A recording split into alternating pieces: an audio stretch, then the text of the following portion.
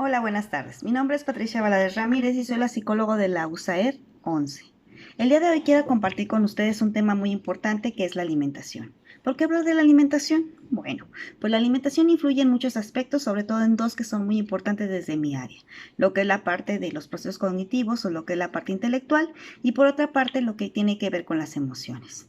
Si hablo de la parte intelectual, pues vamos a hablar de que cuando nosotros, por ejemplo, no comemos, no sé si han fijado qué es lo que nos pasa. De repente tenemos más accidentes. De repente se nos da una instrucción y ya no supimos qué nos dijeron. De repente resolver un problema que era muy fácil cuando en otras ocasiones, en ese momento lo hacemos con cierta torpeza.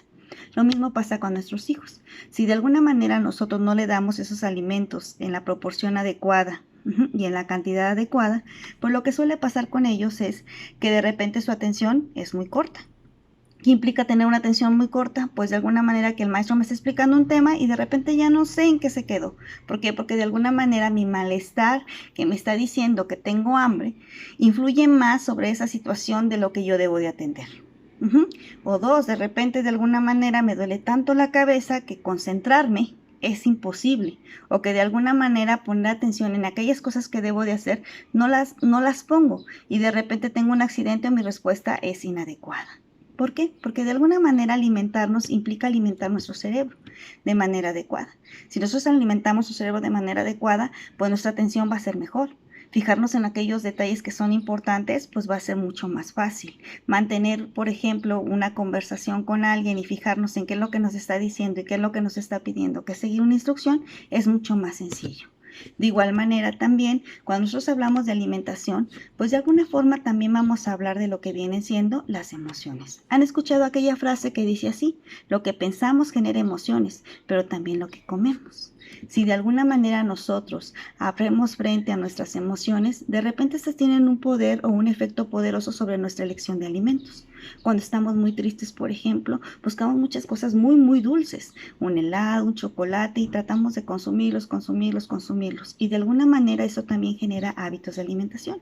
Cuando de repente consumimos este tipo de alimentos que son muy fuertes en lo que vienen siendo las grasas, pues de alguna manera podemos llegar a tener un sobrepeso y ya convertirse en un problema de alimentación. Entonces, de alguna manera, a veces nosotros usamos esa comida o cuando usamos la comida para calmar nuestro estado emocional, nos estamos alimentando emocionalmente. Eso es muy diferente a alimentarnos de una manera adecuada. Porque, por ejemplo, si nos alimentamos emocionalmente, pues consumimos muchos alimentos chatarras o muchos alimentos que de alguna manera no tienen los nutrientes que nosotros necesitamos.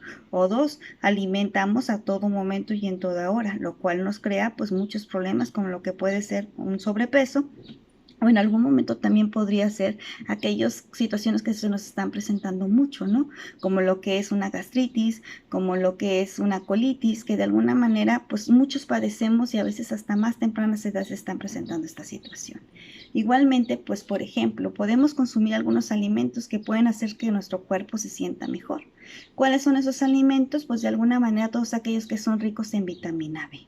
¿Cuáles son esos alimentos? Pues pueden ser, por ejemplo, las pasas, puede ser la avena, puede ser el trigo, las lentejas, el frijol, el pescado, el pollo, el huevo, que de alguna manera consumidos en la proporción adecuada y en los momentos adecuados, porque tampoco se trata de consumirlos a todas horas, de alguna manera hacen que nuestro cuerpo esté bien, que nuestro proceso digestivo se dé de una manera más sana, más adecuada, y esto nos haga sentir emocionalmente mucho más tranquilos.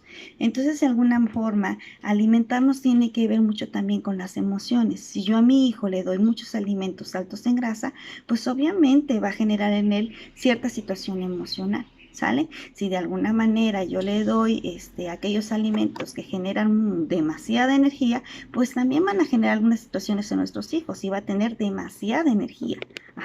Entonces es por lo que es muy importante ver en qué cantidades, en qué horas podemos dar ciertos alimentos. Ahora, por otra parte, hablar de alimentación también implica como de alguna manera de promover ciertos hábitos que pueden ser muy saludables para nuestros hijos dentro del hogar y sobre todo si hablamos de esta temporada en la cual estamos en casa. Uno de ellos es yo sé que los niños, si no comen tal alimento, o a veces que la mamá dice, es que si yo no hago las salchichas, el niño no va a comer. Bueno, pues de alguna manera, si no le das algo diferente a las salchichas, el niño nunca va a saber si las salchichas son más ricas que otros alimentos.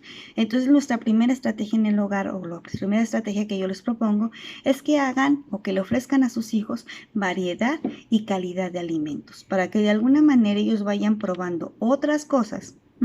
Y vayan teniendo más parámetros de escoger qué alimentos pueden ser mucho más saludables y a lo mejor mucho más ricos que los que habitualmente consumen.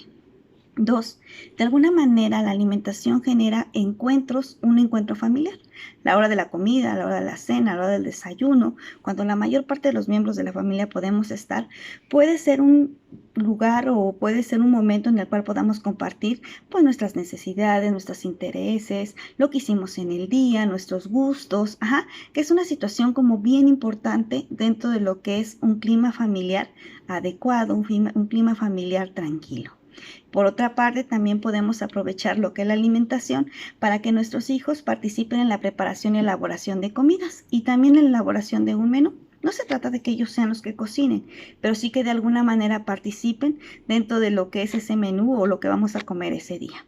Además, esto les ayuda mucho en aspectos como seguir una instrucción, como seguir una serie de pasos, como estar atento a habilidades como, por ejemplo, tomar una cuchara, batir, que son habilidades que de alguna manera le permiten también desarrollar sus situaciones de motricidad y sus situaciones cognitivas. También de alguna manera tenemos que promover mucho que la comida se convierta como en algo no sancionador, porque hay veces que decimos, si no te comes tal cosa, no vas a ver televisión. Si no te acabas tal cosa, vas a hacer tal situación. Entonces hay que ver la comida como algo saludable, como algo rico y como algo que no porque tengas que hacerlo por obligación, sino de alguna manera de que algo que te va a hacer sentir de una manera sana y tranquila. Y de alguna manera también a través de la alimentación podemos escuchar a los niños y conocer sus preferencias de alimentos entre diferentes opciones saludables. Esto es lo que yo les puedo compartir. Espero que les haya sido útil. Bonita tarde.